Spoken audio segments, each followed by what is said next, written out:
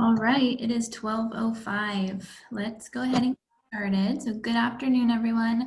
I'm Robin, the creative strategist for the WCWB, and with me we have Kaylee Purcell, our small business resource manager, who will be joining us today during the interview. We also have our administrative specialist, Yessie Lee, who is helping us out today. Thanks. So thank you for joining us and welcome to this episode of Let's Talk Business. Maximize your time and efficiency while supporting your children's needs with Coach K. So thank you, Katherine, so much for being here today.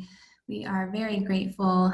Before we get fully started, I'm going to go through a little bit of an introduction to the WCWB.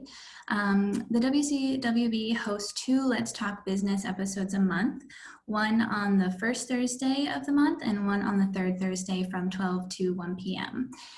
Before we get started, if you could please mute yourself if you aren't already. If you're having an issue with the audio, you can always call in. And if you have questions, you can use the chat function. At the end, we'll have a Q&A time, so you can unmute yourself then. If you want to go ahead right now and drop in the chat box how old, if you have children, how old they are, that would be wonderful to know. This webinar is being recorded and will be uploaded to our Let's Talk Business library, where you can find other presentations on various topics of interest. So those are always shareable as well. Really quickly, I'll go over some of the resources that the WCWB has to offer. If you're interested in starting your own business, our Business Enterprise Startup Training BEST might be the program for you. BEST is an 8-week course with 1 webinar per week, and you'll receive access to a business plan web application called Live Plan that you'll use to create a comprehensive business plan. Makes it really easy, step by step. By the time you finish, you'll have a business plan ready to seek funding. The WCWB also offers no-cost coaching. We're scheduling coaching sessions on Zoom or over the phone right now, but eventually we will be back in the office and we'll start offering in-person coaching again. Coaching topics can include startup assistance, business plan writing, marketing and operations, and we also have a newer coach who's a CPA and specializes in accounting and finances. So the WCWB is located in the Thurston EDC and CB&I, which is inside of the SPSCC Lacey campus. In the Thurston EDC, we have a number of partner organizations that assist entrepreneurs and business owners at various stages and aspects of business. The Small Business Development Center provides free counseling to organizations, and they typically work with organizations that have already started or are in their earlier stages of business development. The Washington Procurement Technical Assistance Center, or PTAC, helps organizations to contract with city, state, and federal governments. If you think that you have a service that can be sold to the government, they can help you find and pursue those contracts. We also offer a SCORE mentorship program. If you're looking for mentorship, this program offers free mentorship provided typically by retired business individuals that are volunteering to assist entrepreneurs and business owners in earlier stages of business development. We have our own version of Shark Tank, which is called Think. It's a group of 40 local investors who are interested in investing in local Washington businesses. Similarly, like as seen on Shark Tank, you would pitch your idea to investors who in return ask difficult questions. They are typically looking for businesses that have high growth potential. And we have the Lacey Makerspace. It's located at the St. Martin's campus. It's like an inventor's workshop. You can create prototypes, or if you're just looking to get creative, they have a lot of cool tools. If you're interested in pursuing more of our services, you can check out our calendar to see upcoming programs. And for more information on what the WCWB offers, you can email us, visit our website, or give us a call.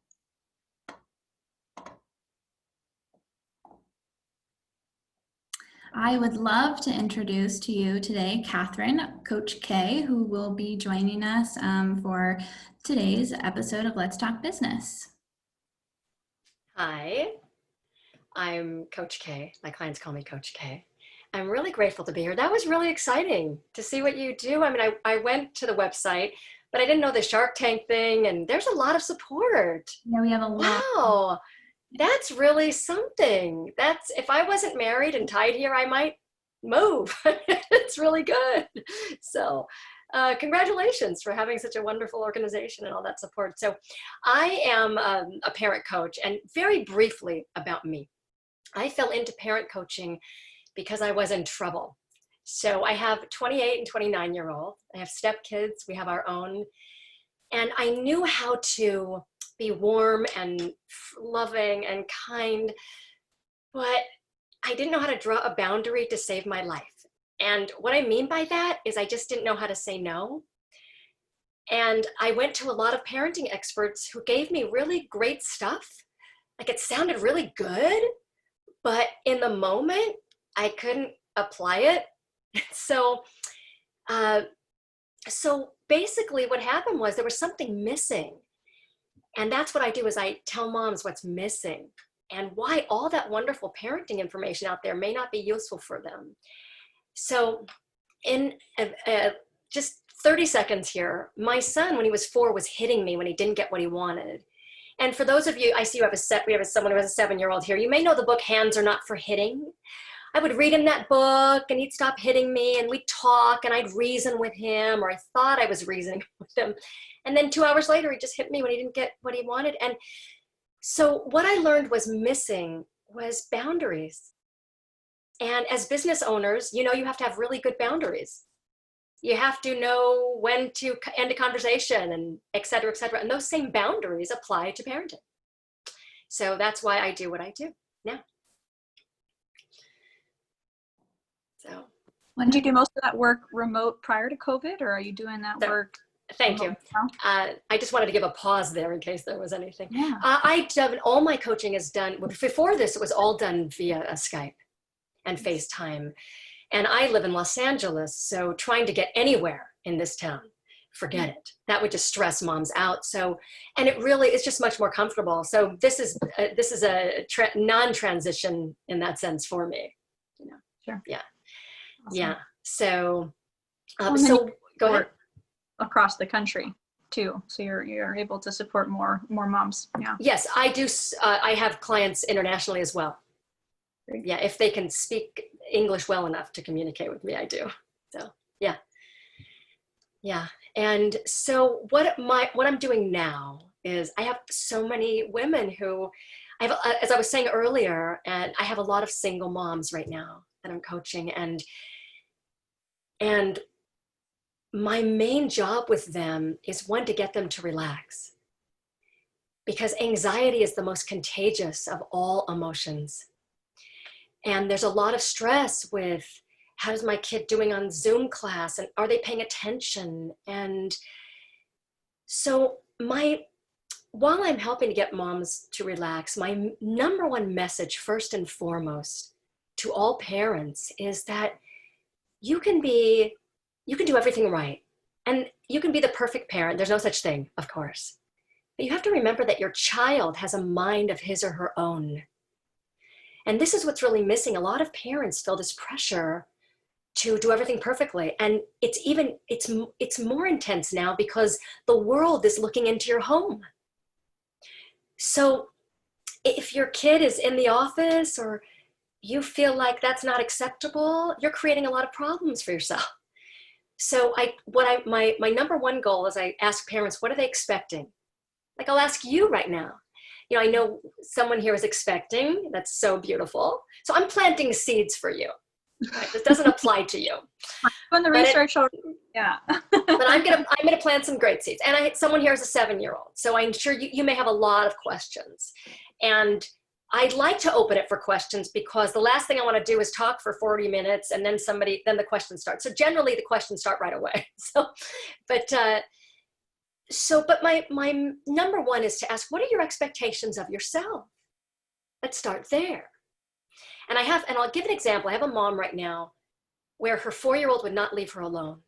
And she wanted me to give her a method or a technique. And, I can give you all the wonderful methods and techniques out there, But if you're not relaxed in executing them and very clear on your expectation of your children and of yourself, the method's not going to fly. It's going to fail. So I have a mom where she just said, I just need a break. And what we worked on was, I said, you're expecting your 4-year-old to be an adult. It's kind of what's happening. So he needs to know that you're there. And how are we going to do that? And I said, have you let your employers know that you have a 4-year-old? She's like, well, sort of. I said, no, this isn't the time to do that. Now's the time to say hello. And if you're a boss, you're drawing boundaries right and left. But now's the time to be transparent with your world. Say, here's my little guy. This is Junior. Isn't he great? I can't do a meeting between this and this time, but I can do it between this and this time. How's that sound? Does that make sense to anyone or speak to anyone? Someone's muted here. But do you have any questions or anything before I don't want to keep going? No, absolutely. I can relate to that, not talking to a child like an adult. I've totally fallen guilty to that, trying to explain something to an 8-year-old, and I think that I'm being calm and rational, but it's like not sinking in. And I've been told, well, you're talking to them like you would speak to an adult. And I'm like, oh, that's not the way you do it. Do you have an example? Or gosh. I don't want to put you on the spot. No. If I think of it, I'll bring it up. Sure. You can reason with grown-ups, and not all of them, if you have relatives. Have you tried it? All right. So you can't reason with a 4-year-old or a 7-year-old, but you can give them a reason. And, we're trying, today's parents, and this is not anyone's fault. That's what I really want to tell moms is, by the way, if I put all my moms together in one room, which I'm really wanting to do right now, that's why I'm starting different parenting classes, because we feel like we're alone with our issues.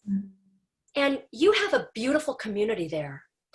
And what I tell parents now is you need to have community. You need to find other moms that are struggling with the same issues. Open up and be vulnerable, because I promise you, they have exactly the same issues as you. Yeah. I don't care if you are heterosexual, homosexual, that you have the same kids. And if you're all in a room together, so I say to parents, find a buddy. If your kid's sleeping in your bed at night and you don't want him to, these are the things that I'm doing now. It's like, moms can't sleep, but I have to lay down with my 5-year-old because they won't go to sleep. I say, okay, the only reason that you're having these issues really, Mom, is because of you, with all due respect, because kids respond to what you give them. And so the number 2 thing I do, besides kind of say, hey, let's take a load off, relax, take a breath. Most parents today want to be liked. Parents 60 years ago, and I'm not saying it was perfect then, nothing is perfect, but they didn't want to be liked. They didn't feel it was their job to build their kids up all the time with good job, you pooped, good job, you can be a Laker, good job, you can be, everything is, I want you to be happy, happy, happy. It's very difficult to say no when you believe or have been told your job is to make your child happy, right?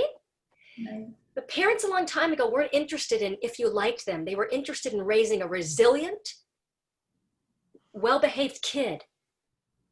They didn't care if that kid didn't like them or not. And they were unconditionally loving. I'm talking about unconditionally loving parents that didn't say, so may I give you an example of how today's mom talks to their kids versus a while ago? Was that okay with you? Yeah. Okay, so today's moms, and I say this with all the love I have in my heart, because it was me. Hey, Hunter, you know what?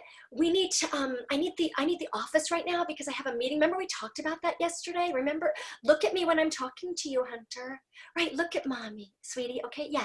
So you know what? I have this big meeting because my boss, they're kind of control freak and everything. But anyway, we'll talk about that later. But we really need the office. So I need you to pick up all your toys, okay? Hunter, sweetie, I need you to pick up your toys. Yeah. Yeah, right now. I'm gonna, we're gonna play a game. I'm gonna pick up the red ones and you pick up the blue ones, okay? Sweetie, you're not paying attention to mommy. I really need you to pay attention, okay? Okay? Yeah. All right. This is today's mom. And then sometimes she yells. Because I said, pick them up. And then she says, I'm sorry. I'm having a bad day. It's not you. I'm sorry. So the mom a long time ago would not get down to the level for everything and go, hey, sweetie, because this is not a position of authority. Okay. She would say, Hunter, I need all these toys picked up right now, sweetie. And I'll be back in a moment to see that you've done that. And she would walk away and leave the room, sending the message to her child that walking away, she would send the message that I know you're going to pick up the toys because I believe in you. And that's an example. And today's mom, if the kid doesn't pick up the toys, they'll threaten or plead or cajole, and it's not their fault because they want their kids to like them. But mom a long time ago would just say, Hunter would say, well, can I watch such and such later? Oh, no. Why? I'm really glad you asked, because this morning when I told you to pick up your toys, you didn't. And that's how it's going to be from now on. She didn't scream or yell. She was an excellent communicator to her children. So today's mom, all my moms who are in business, which is most of them, they're really great communicators with their employees. Exceptional. They can hire, they can fire. They're afraid of their 4-year-old. Sure.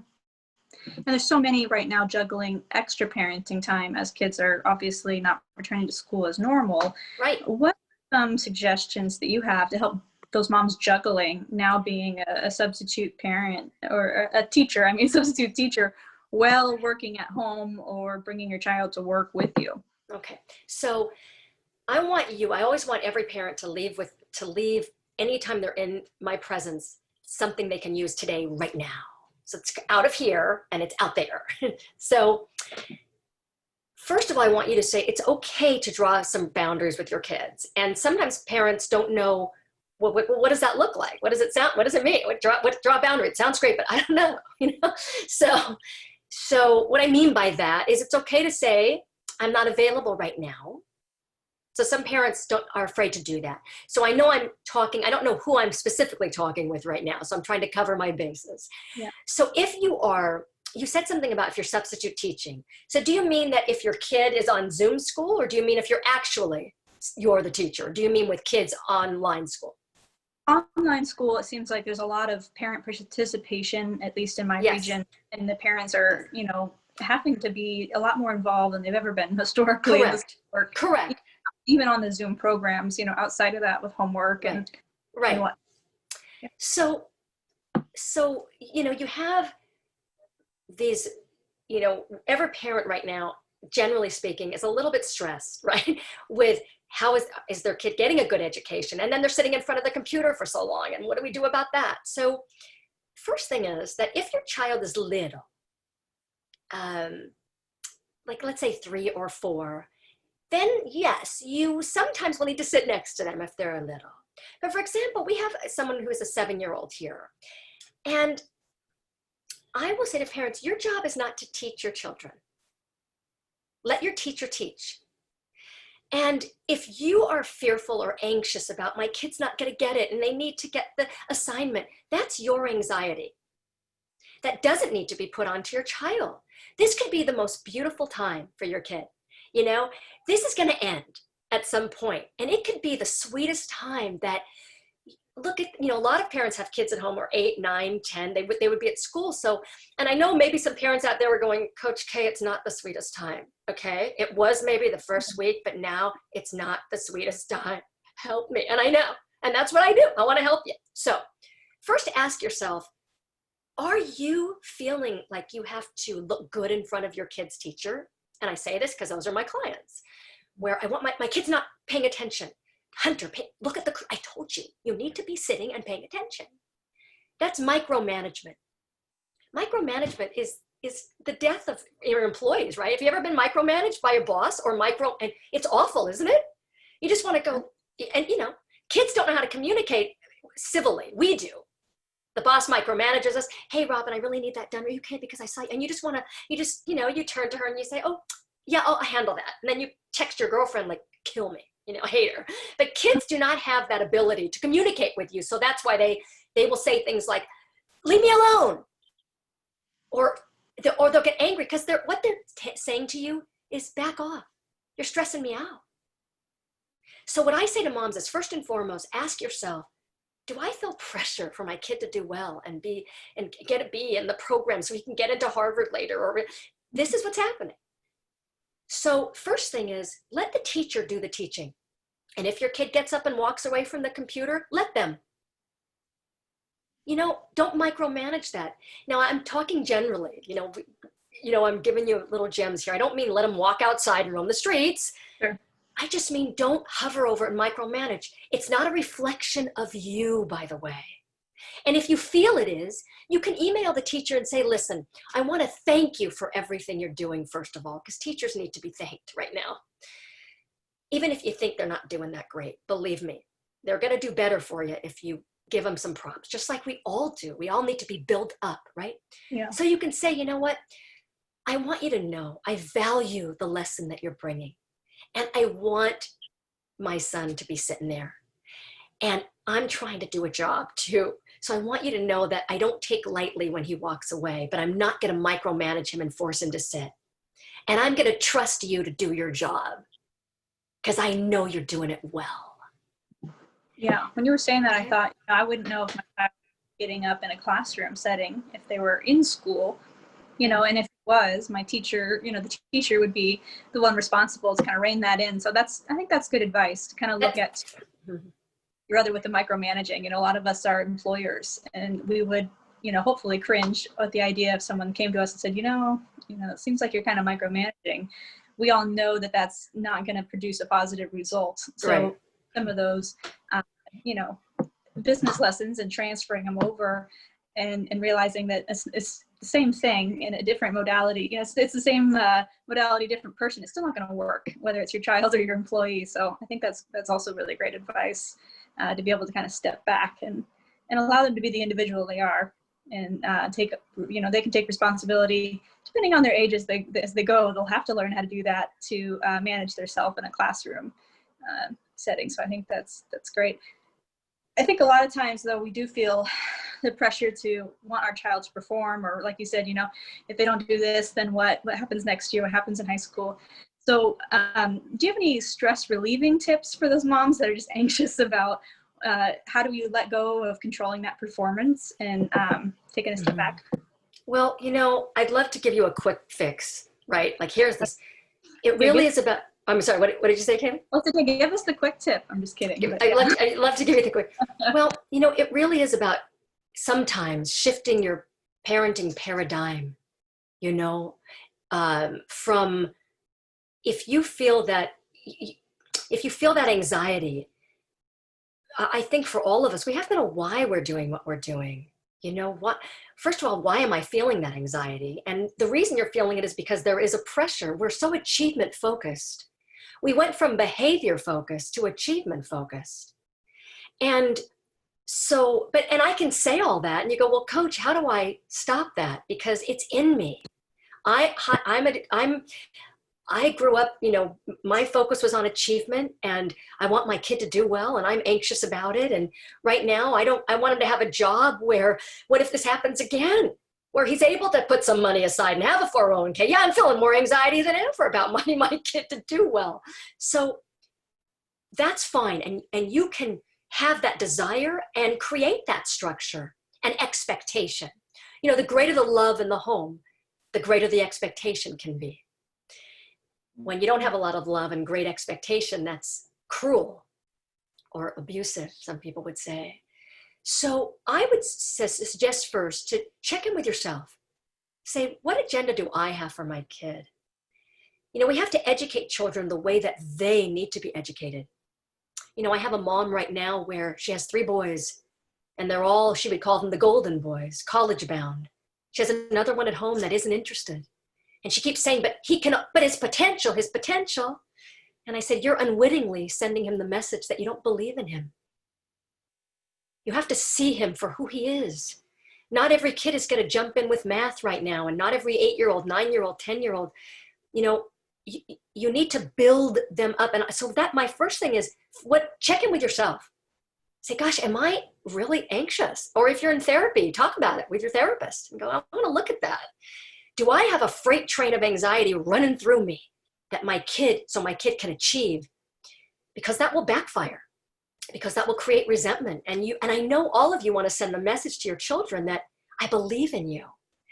So another great question is, how important is it? Ask yourself that. How important is it? Well, my kid's on a Zoom. He's 8. Let me look at the long goal. He has a quiz Friday. I'm really anxious about it right now. Has he studied? Is he cracking a book? So we think about short term today, but create a vision for your kid. This is actually something I recommend parents sit down and do. Write a vision for who you want your child to be at 30 years old, or 18 if 30 is too far out.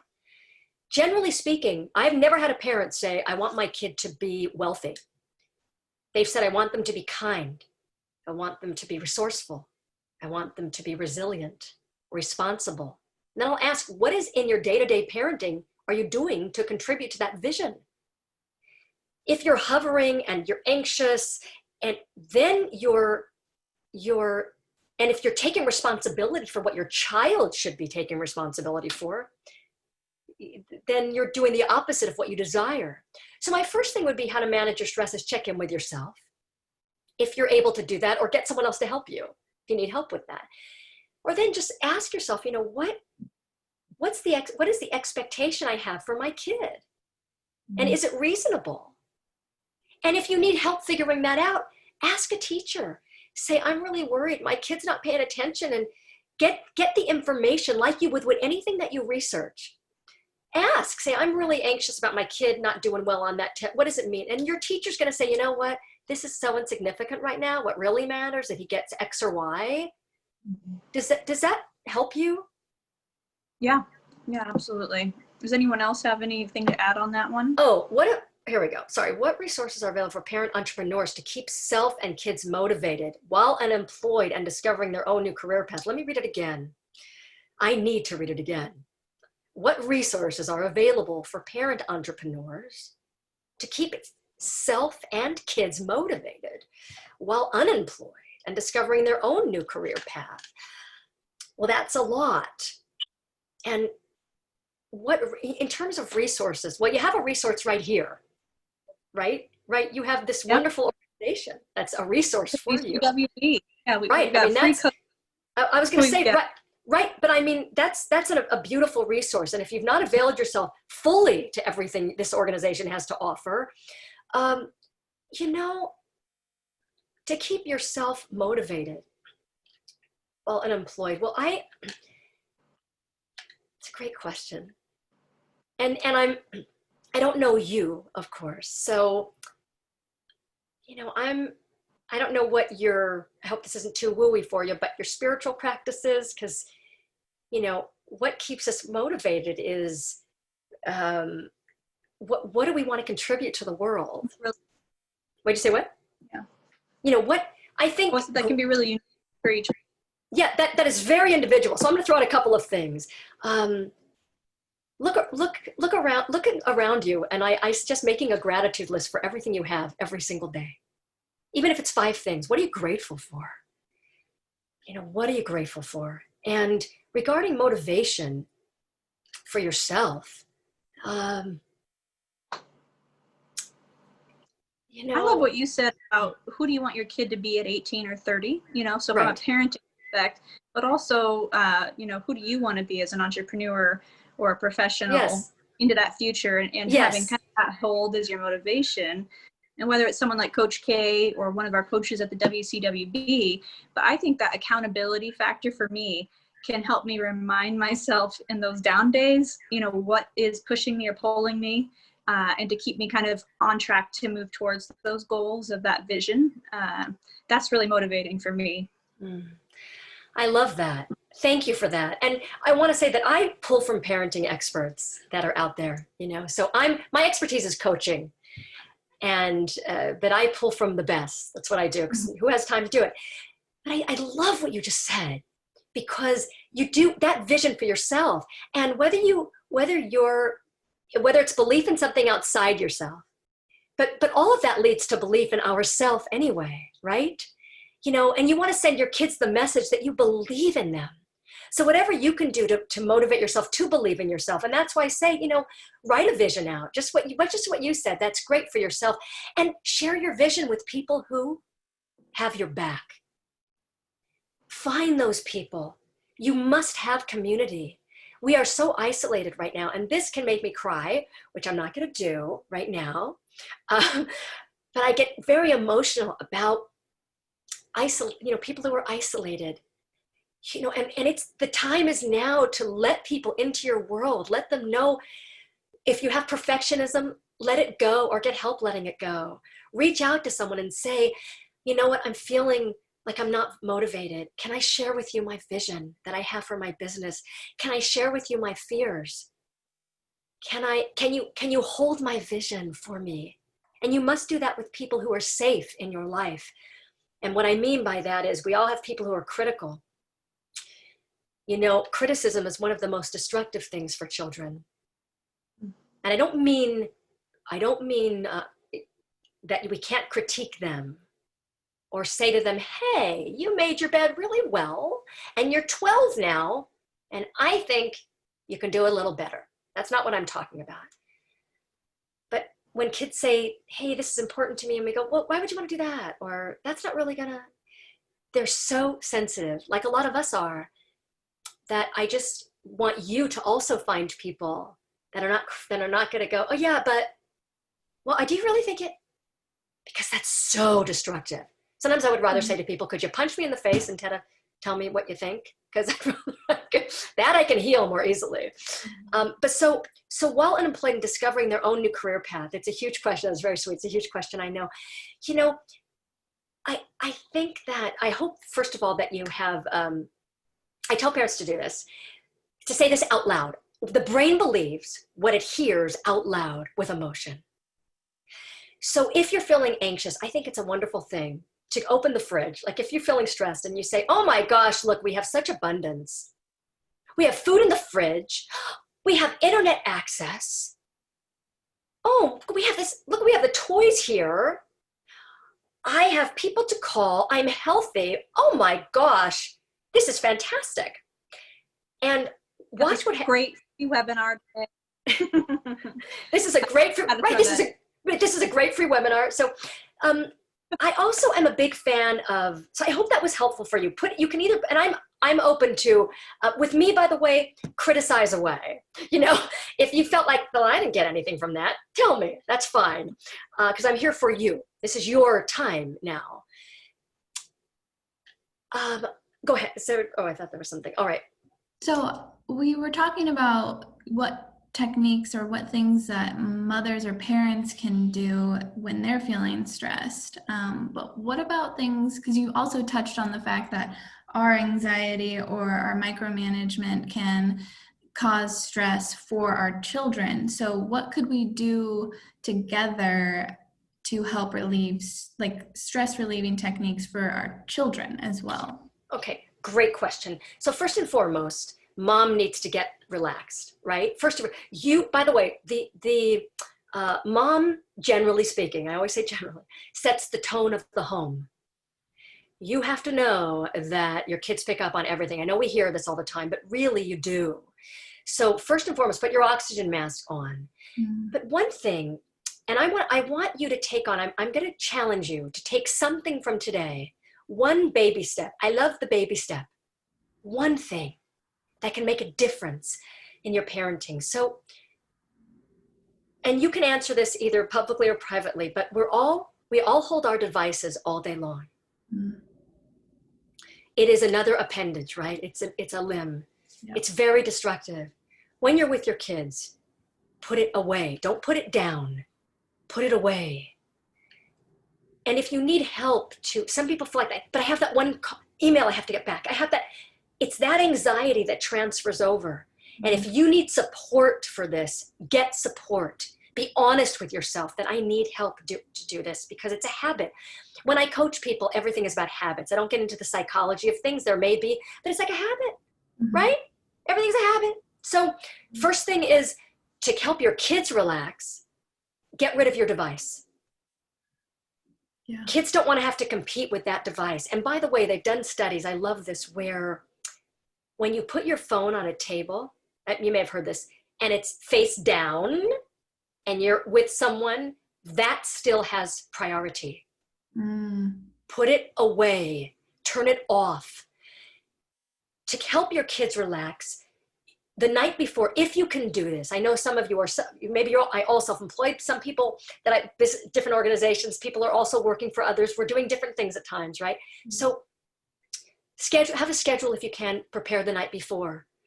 Your kids need to know, if they can, when you're available. One way to help them relax is to give them some predictability. Yeah, that totally makes sense. Okay, mom is always available at noon, and you take that time so they know you have the schedule up. And you know, I'm a big believer, don't say it's always or it's never. Don't peg yourself in like that, you know. But don't do that, but just put the schedule up, and so they know. And when you're with them, you give them everything, fully with them, big listening ears. You're not running to check your emails, and say to your friends at 12 o'clock or 2 o'clock, I'm not answering. Yeah. They need to have some routine to help them relax. I know moms, I have one client right now. I'll get to that. Oh, I have one client, and oh, she's just been so courageous. Okay, so courageous. And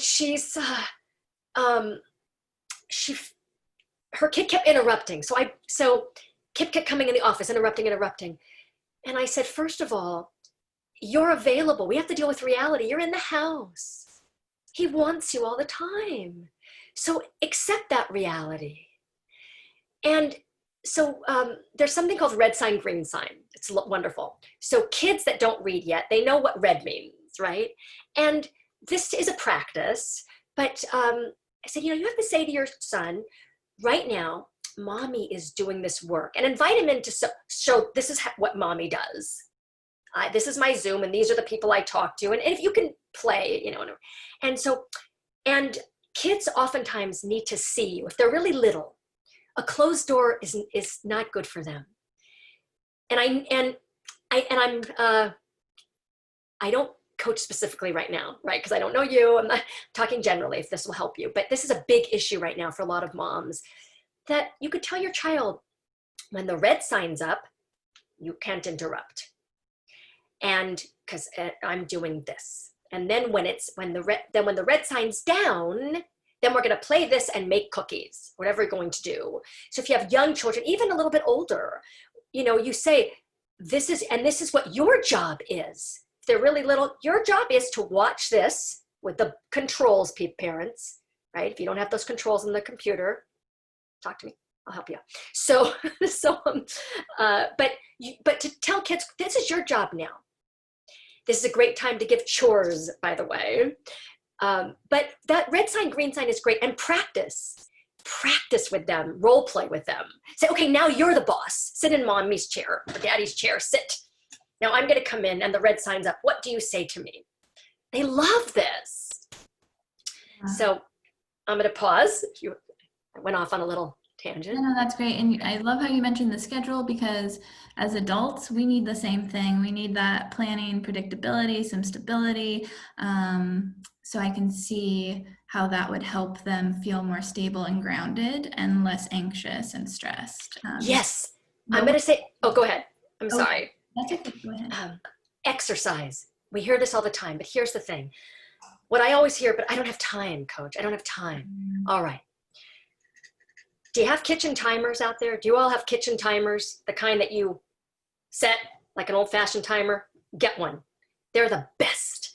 So when you have little kids, let's say 4, 5, 6, 7, or when they don't tell time yet for some of them, right?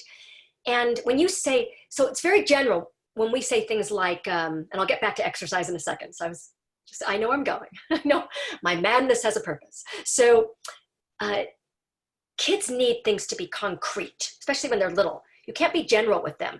Oh, and in just a minute, because that's what we do today. I'm just gonna check it out. I'm back in a minute. They don't know what a minute means. I want you now. By the way, when you are not clear, when your communication is not effective and specific, you put your kids in a position to test you to find out. They are testing you to find out what the boundary is. When you don't keep your boundary, when you say, you know something, we're not watching TV between 2 and 4, and then you go, oh, I feel bad because my kid's having a meltdown and I have no backbone. I just fired someone, but I have no backbone with my kid. Then when you go against something you've said, that's why be very careful what you say. But when you go against it, you've just told your child, you can't trust me. And kids feel safe with boundaries. They feel loved with boundaries. They thrive just like you. So exercise, you have time. You have 10 minutes and it's great. You put on YouTube, you put your earbuds in, you find a spot with your kid, and they have, you Google, you YouTube 10-minute exercise music or 20-minute exercise music, and you go with your kid. Let them see your self-care, right? You're taking care of yourself, and get them off of the computer, because I love the 20-20-20 rule. Anyway, you got to get them off of that computer, okay? And that's a whole other thing. They're in front of media all day and you're struggling. I'm here to be of any service, and I'll tell you about that when I'm done. But exercise for 10 minutes. Have you ever done that? Any of you for 10 minutes, right? Or yoga posture? It's life-changing. You know, before I got on the call, Robin, you said something, I loved it. You said, so, and I didn't know there was a little prep, and I was like, I don't know. And Robin had said, you know, take a moment if you need to take a breath. And I just love that. I immediately, hearing that, I just went, whew. You know, know your animal. For some of us, breathing is helpful. Mm-hmm. For some of us, it's not. I get more stressed. I get more anxious. For some of us, affirmations are wonderful. For some of us, it's like, I just, everything negative's coming. I can't do it. Mm-hmm. So whatever helps you to relax. If it's 10 minutes of exercise, if it's watching something funny with your kids, it's like, okay, we're going to watch something really silly. Carve it out and put it on your schedule to do it. Mm-hmm. Let's be quiet now. Oh, well, you were gearing up to talk about screen time. So like we've been told for years that we need to limit screen time as much as possible. Right now, that seems nearly impossible. So how, as parents, can you minimize the negative consequences of this extreme amount of increased screen time? And then how can you recognize the changes in your child's behavior before it escalates? So all right. More active, I guess. It's a great question, which I appreciate. I'm going to say a couple things here. So I had a parent the other day say, well, my kid's in front of the screens now, and I told them screens are bad. Now what do I say to him? So I said, well, first of all, you are the parent and he's not your equal. So you don't need to start explaining as if you would to your employee or your lover, all right? It's your child. And if you're in sales, everything is in the selling with your kids. Not being disingenuous, but there's things they don't need to hear. So I said to him, first of all, does he enjoy being in front of the Zoom? He goes, no, he hates it. I said, all right. The screen time we're generally talking about is all of the stuff they're watching while mom is working. Okay? That's generally what's going on. But even in front of the Zooms, they need to get off. So they've done the studies where you have the 20-20-20 rule. You can Google that, whatever. But it's if you're in front of a screen for 20 minutes, and this is for you moms, you've heard this, I'm sure. You need to look away for 20 seconds, 20 feet away, right? But just how do you help them with the negative effects? If you have an older child, let's say 8, 9, 10, and you shut off his screen and he's really depressed or angry, he's in front of that for too long. You really know how kids, where they're at when they get off of a device. So, but here's the thing, and this is back to boundaries, what I talked about in the beginning. You have to be able to turn off a device from a place of authority. And parents are struggling with when you have an older kid, but it's the only way my kid communicates with his friends. That's the only way that he can. And I say, you know what? Your kid needs to get off the device. So he needs a parent. He doesn't need somebody who is interested in how he feels or she feels in terms of running the show. You can honor their feelings. So I'm going to give you an example of, if you have an older kid, an example of how to get them off a computer. Okay. First of all, know that you can come from an authoritative place as a parent, and you know what's best for your kids. Why are you their parent? Why are you entrusted with to raise them if you don't know what's best? They don't know what's best. They cannot monitor themselves. Try getting off Facebook, right? Have you? It's difficult for us. So to minimize this effects of screen time, come up with a boundary. Talk to your husband, wife, your significant other. I help parents to draw boundaries with that. You have to do what's best for your family. You know what's best. I don't. But I will help you work through that. And this is not rocket science. You look and say, you know what? I'm going to give you a boundary I want you to set right now if you haven't. If you're eating dinner, are any of you, do you eat dinner together as a family? If you have kids, do you do that right now? Shake of hands. So, okay, good. Turn off the devices at dinner time if you haven't done it. Just say, you know what? We're doing that today. So one thing that's doable for you. If it's a half an hour that you're saying, you know what, you're going to be off of that today for 2 hours or for a half an hour. Whatever's doable for you, the parent. And that's the way it's going to be. Why? Why is it going to be off? Because that's what's best for you. And your kid's going to hate your guts. Your kid's going to scream at you. Your kid might give you the bird. I don't know what's happening in your house. But your job is, oh, I like that. You eat dinner together. That's beautiful. So your job is to stay calm. Let your kid, so I want to give you something here. Stay calm. Let them have the last word. Let your kids have the last word. A lot of parents get in a power struggle because they go, what did you say? What was that? Let them have the last word. We all want the last word. I want it. You want it. They want it. So when you say, you've been in front of the screen a long time today and it's going off now. And you can tell them earlier, say, hey, depending on the age, or you can say, be loving. Say, you know what, sweetheart, you're going to get to watch your shows today. Isn't that great? And you're going to have Zoom. It's so much fun. Listen, between 3 and 5, the screens are off. What? Yeah, and they're not going to know what you're talking about till you demonstrate it. They're not going to know what you mean, because if you let the screens be on all day, they don't know what you're talking about. But then you have to come in and say, I want you to turn off the screen now. Depending on how well they listen to you or don't listen to you, depends what your authority has been thus far. But sometimes they'll do it. And if not, you just go over and you say, I expect it turned off now. And some kids will just be like, whatever. Okay. No. But you can go over and very loving, just turn it off. Your kid's going to have a meltdown. Your kid might throw something. You have to, these are all individual things. But don't get in a power struggle. Let them have their feelings about it. And just say, oh, I know it's hard to get off of that. It's addicting. It's hard. It's hard for me. But you know, as your mom or as your dad or as your caregiver, it's the right thing to do. Now you can go play ball with your mask on, or you can go read, or you can go play whatever. What would you like to do? You know something, I trust that you're going to figure that out. Absolutely. And when you're done being angry, come and talk to me. You can go let out all your feelings. I do the same thing.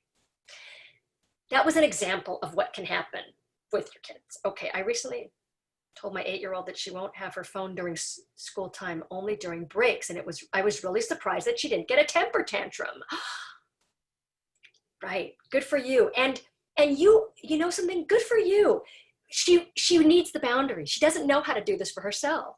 She doesn't know. She's not consciously going, well, thanks, Mom. I really needed the boundary. Thanks for doing it. But you did that. Good for you. Hold that boundary. I support you. I love that you did that. You keep that boundary. And if she has a temper tantrum, because the honeymoon might be over. It happens. If she has that temper tantrum, hold the boundary and say, yeah, I know. Yeah, but that's just the way it is in this house. Do you want chocolate or vanilla tonight? Move it on. Oh my gosh. Yeah. Was there any other questions or from anyone? Yeah, so if there's any questions, you guys can feel free to unmute yourself, or you can continue to drop things into the chat. Also, Coach K, if you don't mind sharing your information. My goodness, thank you. I will do this. Let's see, here's my email. So I offer, well, first of all, if any of you need any help or resonated with what I said or want to see if this is something, if you need help is what I'm saying, okay? Then I'm happy to, I do a consultation, half-an-hour consultation, and I can't, let's be clear, in that half-an-hour consultation, it's not to solve your problem. It's for you to see if you want to work with me, or if I can, if we're a good fit. That's what that half-an-hour is. That said, I always want to, I'm so grateful to be here. So a way to say thank you is when you book a consultation, then I give you an hour of coaching for one issue. And I'm going to keep you focused on the one issue because we can only solve one thing at a time. But during whatever it is in that hour, if I can't solve it or can or suggest, you'll leave with something. But that's hopefully my way of being of service now. There's people who are doing really well in their businesses and people that aren't. So I have clients who pay my rate and clients who are on food stamps. And I'm here to help everyone. I'm going to help everyone no matter what, how I can ever be of service. So if you shoot me an email at coach@icoachmoms.com and you want to go ahead, and then I just send you my Calendly link and you book a consult time, and then you book an hour of complimentary coaching time. So I hope that is beneficial to whoever could use it. Yeah. That's wonderful. Thank you so much for that option. My pleasure. My pleasure. Thank you so much. Does anyone have any questions? I have one more if there's no takers. Okay, I'm going to jump in. So what would your opinion be on the exodus of women from the workforce to stay home with children? Do you feel like this is going to have a long-term negative effect on women's rights and equality? Oh gosh, I thought about that question, and I can't predict the future, so I don't even go there. All right. I just think no, I don't think it's going to have, I do one thing. Okay. So, I just see this as, I like to try and see gifts in everything. Mm-hmm. I want to see this as, and I do view it as women are going to go back and say, hey, you know what? Guess what? My kids need me at this and this time, and that's what it's going to be from now on.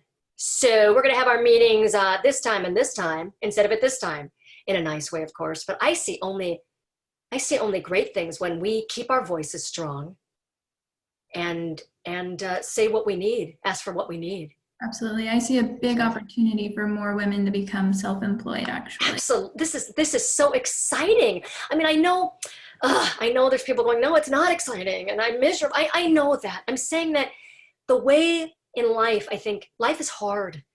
So the way that I choose to look at it, and really must look at it so I can get out of bed in the morning, quite frankly, is to say, you know what, this is going to be good that comes from this. If I'm unemployed right now, there's a gift around the corner for me.